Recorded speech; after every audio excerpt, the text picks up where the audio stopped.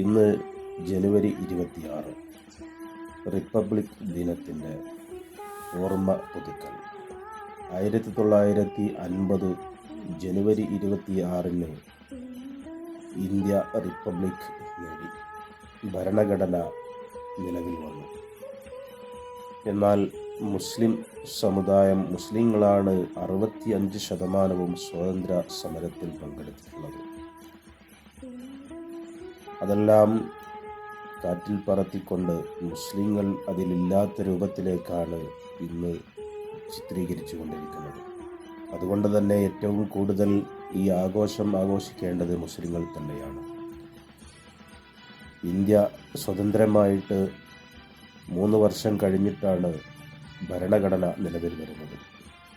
അതുകൊണ്ട് തന്നെ ഇന്ത്യ ഏറ്റവും കൂടുതൽ മുസ്ലിങ്ങൾ അതിൽ ഉൾപ്പെട്ടതുകൊണ്ട് മുസ്ലിങ്ങളാണ് ഏറ്റവും കൂടുതൽ ഈ ഭരണഘടന നിലവിൽ വന്നതിൻ്റെ ഓർമ്മ പുതുക്കലിൻ്റെ ആഘോഷം നടത്തേണ്ടത്.